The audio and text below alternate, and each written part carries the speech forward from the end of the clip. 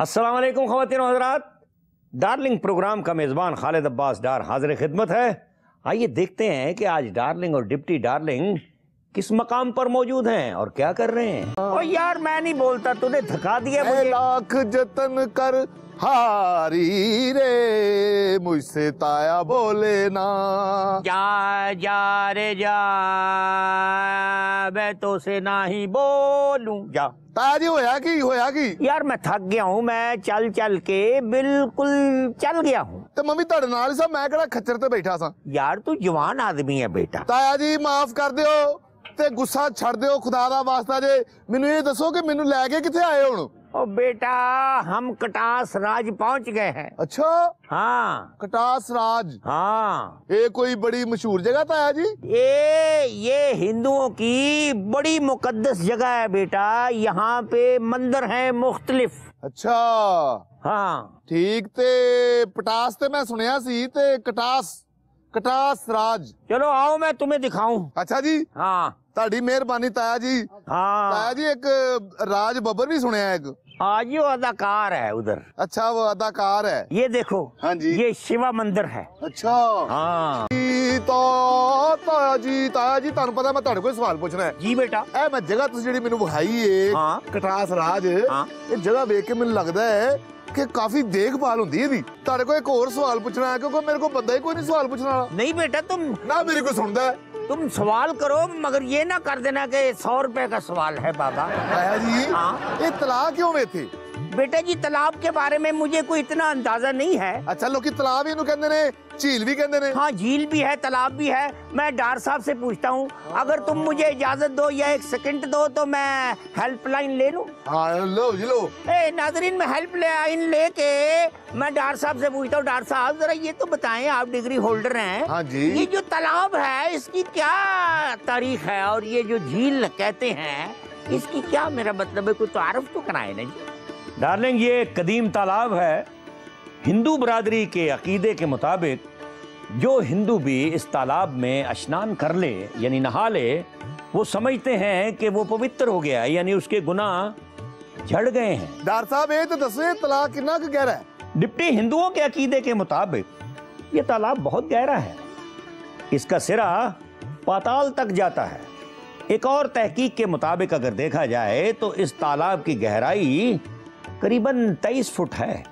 ताजी इधर जो बड़ा गहरा जे। अच्छा हाँ। डार साहब जरा ये फरमाएं कि ये तालाब जो है ये कितना बड़ा है? इसकी चौड़ाई मेरा ख्याल है 150 फीट है और लंबाई 200 फीट। ताया जी हाँ जी ਇਹਦੇ ਵਿੱਚ सप बिच्छू भी होते ने? नहीं बेटा सांप तो इतना नहीं रहता पानी में। अच्छा वो तैरता रहता है, मछलियां होती है। हाँ ते डार साहब ये दसो कि इस तालाब च पानी आंदा कितों है? कभी किसी जमाने में इस तालाब को गायना नाला सैराब किया करता था और अब तो सिर्फ बारिश का पानी इकट्ठा होता है, मगर उसके बावजूद देखो पानी किस कदर शफाफ है और रंगीन मछलियां किस कदर दिलकश नजारा पेश करती हैं। ताया जी ये तो बड़ी तारीखी जगह है। हाँ। इत्थे जुगनी होनी चाहिए। अच्छा तो फिर जुगनी कर लेते हैं। जुगनी दी भी तारीख नहीं लभदी। बिल्कुल नहीं लभदी। ये शकील साहब हैं इधर के गाइड, ये बताएंगे इधर क्या क्या है। लेकिन ताया जी हाँ जी मैं माइक दे आऊंगा तो दसोगे ना। लो जी। जी मैं आपको सबसे पहले इस जगह के थोड़ा सा तारुफ कराता हूँ। ये जो जगह जिस जगह आप तशरीफ लाए हैं इसको श्री अमरकोंड कटास राज कहा जाता है। अच्छा कटास संस्कृत जबान का लफ्ज है कटक शाह, जिसके मैनी आंसू की लड़ी या रोती हुई आंख। महाभारत किताब जो ईसा अलैहिस्सलाम से 300 साल कबल लिखी गई उसमें इस जगह का जिक्र मौजूद है। जैसे आप जानते हैं हिंदू मजहब में मुख्तलिफ देवी देवताओं की पूजा होती है, जिनमें सबसे बड़ा ब्रह्मा, फिर शिव जी, फिर विष्णु, और अब हम जिस जगह में खड़े हैं ये बजरंग बली का मंदिर है जी। आप बिल्कुल सामने देखें तो आपको हनुमान जी की तस्वीर नजर आएगी। ये सामने गणेश की तस्वीर है। गणेश जो है ये शिव जी का बेटा था। अच्छा और इसके सामने पार्वती की तस्वीर है जो कि शिव जी की बीवी थी। अब आप इस तरफ देखें, ये सामने ये काली माता की तस्वीर है और इसके दरमियान में नाग देवता की तस्वीर है। नाग देवता, हाँ वो देखो फन ऐसे निकाला हुआ। हाँ, अब आपको मैं इस तरफ का बताता हूँ, इस तरफ जो चीजें हैं। हाथी है। हाँ, जब ये पानी पीने जाता है तो मगरमच्छ इसका पाँव पकड़ लेता है। और इसको जब तकलीफ में देकर हिंदू मजहब में दो भगवान जिनमें विष्णु और उनका साथी इसकी मदद को दौड़ता है। अच्छा। और ये यहाँ हनुमान की मुतल्लक तस्वीरें, ये सारे रामायण के हिस्से हैं।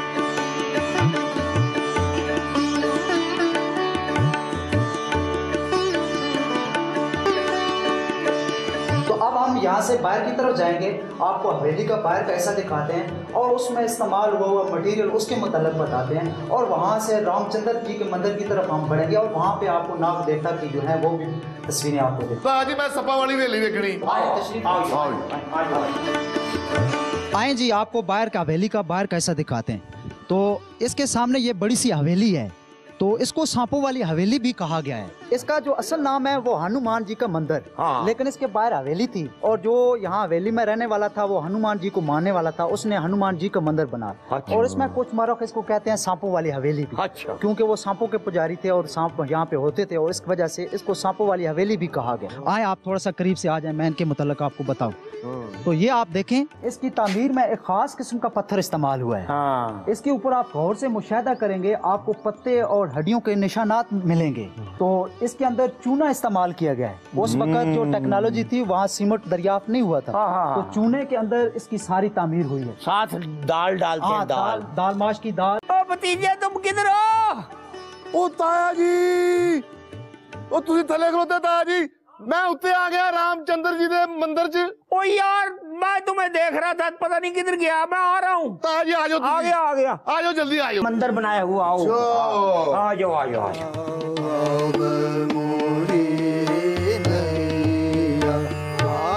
लो भाई डिप्टी जी, ये जो है ना जगह, ये इधर जो मंदिर बना ये खुसूसी इबादत के लिए बनाया था उन्होंने। अच्छा जी। हाँ, यहाँ से मेरा मतलब है ये सारा कटास राज जो है ना वो नजर आता है। ताया जी पहाड़ भी नजर आने जी। हाँ जी, सब चीजें हैं। अंदर नाग देवता का बिल्कुल मुजस्समा होता था। अच्छा जी ताया जी।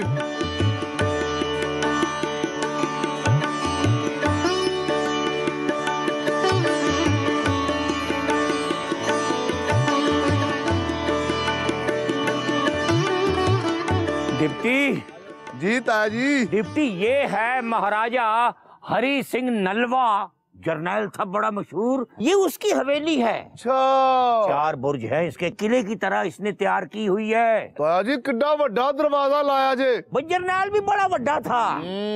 अंदर एक जनान खाना है। अच्छा। एक मर्दान खाना है। आओ अब उधर चले 7 गढ़ों वाले मंदिर में।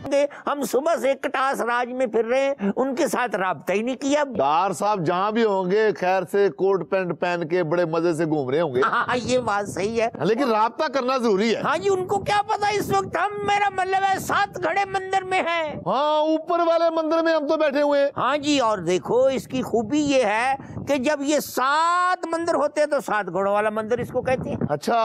और 4 जो है इस वक्त मौजूद हैं। 4 तो ताया जी वेखे ने, तो 3 कितने गए? 3 वक्त के साथ साथ मेरा मतलब है गिर गए। ताया जी ये जो इस मकाम पर हिंदू यात्री आते हैं वो खुश तो बड़ा होते होंगे। यहाँ पे आके क्यों नहीं खुश होते होंगे, बहुत खुश होते हैं। उनकी इबादत के लिए ये बड़ा मुकद्दस जाना जाता है।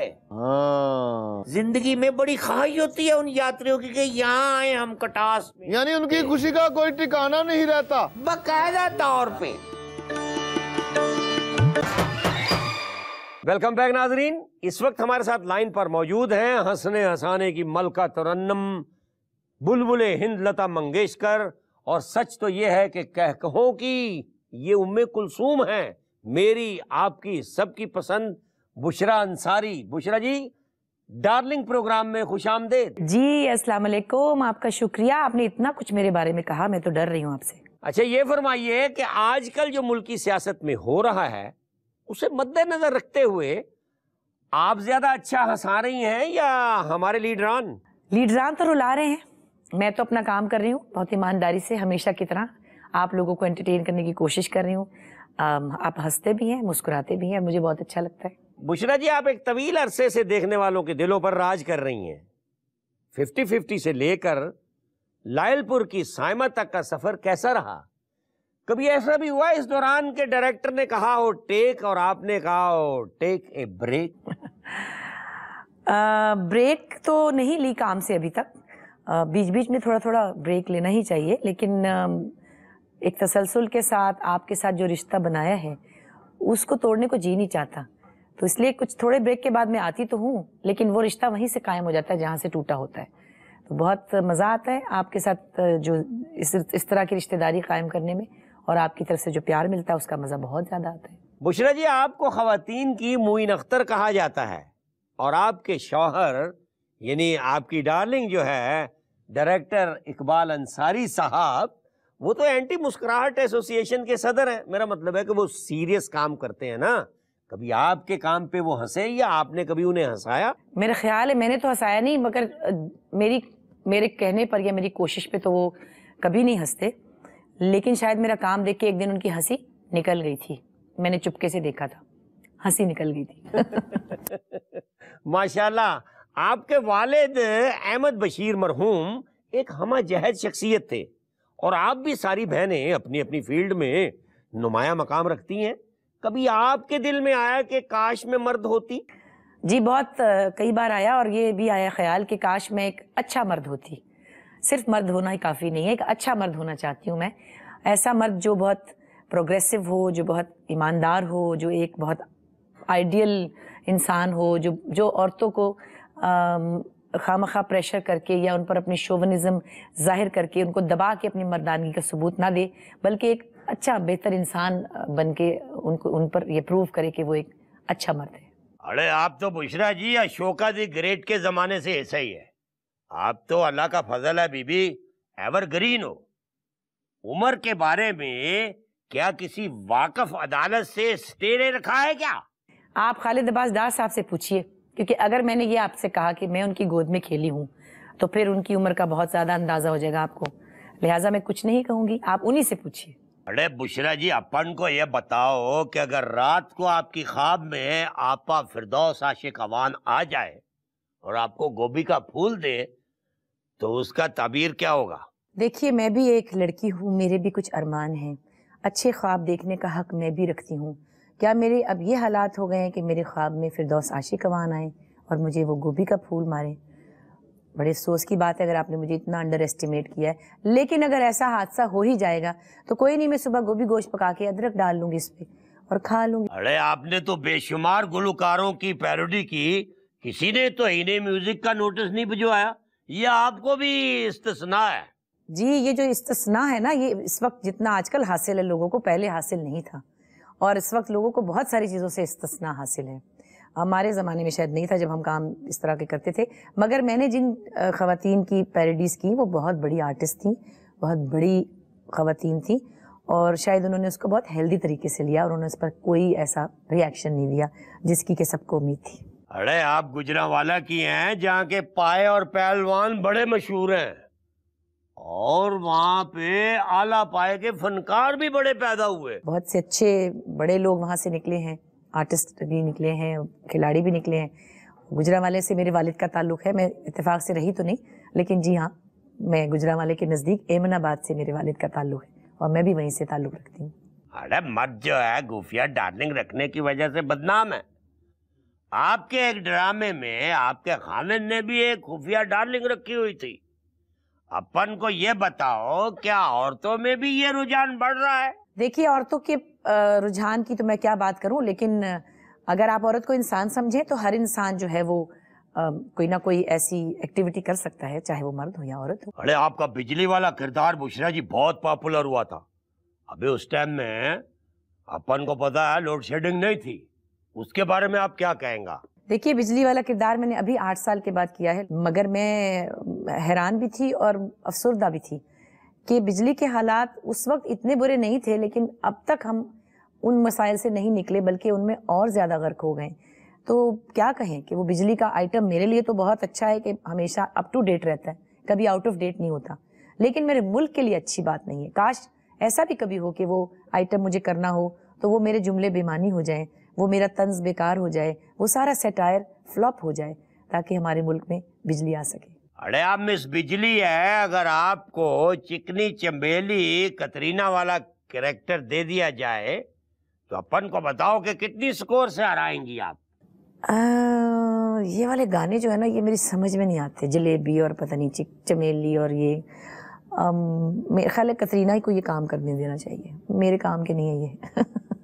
अरे मॉर्निंग शो की सारी स्टेक होल्डर्स लाशौरी तौर पर बुशरा अंसारी को कॉपी करती हैं। आपके ज़हन में कभी नहीं आया कि आप इनके खिलाफ सुओ मोटो एक्शन लें? ये बात आपसे पहले भी कुछ लोगों ने कही, लेकिन मैं उसको एज ए कॉम्प्लीमेंट नहीं लेती। मुझे अफसोस होता है कि अगर इतना ही ज़्यादा मयार गिरा हुआ हो किसी चीज़ का और उससे मुझे एसोसिएट किया जाए तो ये मेरे लिए कोई अच्छी बात तो नहीं है। इसलिए मैं इसको ओन नहीं करना चाहती इस कॉम्प्लीमेंट को, तो शायद मैं कोई ऐसा एक्शन भी नहीं ले सकती। अरे आप अपना खूबसूरत आवाज में कोई ऐसा गाना सुना दो, हम झूमने के लिए बेताब बैठे हैं। अब बात यह है कि चूंकि मैं थोड़ी थोड़ी सिंगर हूँ, तो जो थोड़ा थोड़ा सिंगर भी होता है वो ये कहता है मेरा गला खराब है, और आज वाकई मेरा गला खराब है, आप सुन सकते हैं। तो मेरा गला कभी कभी बहुत अच्छा होता है, उस वक्त तो मुझसे ना भी कोई कहे तो मैं गाने बैठ जाती हूँ, लेकिन जब मेरा गला खराब होता है तब मुझे कोई गाने को कहता है तो मेरा दिल बहुत दुखी हो जाता है, क्योंकि मेरी आवाज़ आपको अच्छी नहीं लगेगी, झूमने में नहीं रोने पे मजबूर कर देगी। इसलिए आज आप गाना रहने दें। चल भाई डार्लिंग, बुशरा जी को उनके शायान शान रुखसत करो। बुशरा अंसारी सबकी डार्लिंग। बुशरा जी आपका बहुत बहुत शुक्रिया, आज आपने मेरे प्रोग्राम को मुगल आजम बना दिया। आपका बहुत बहुत शुक्रिया डार साहब से मेरी मुलाकात करवाने का, डार्लिंग का भी शुक्रिया और डार साहब का भी शुक्रिया।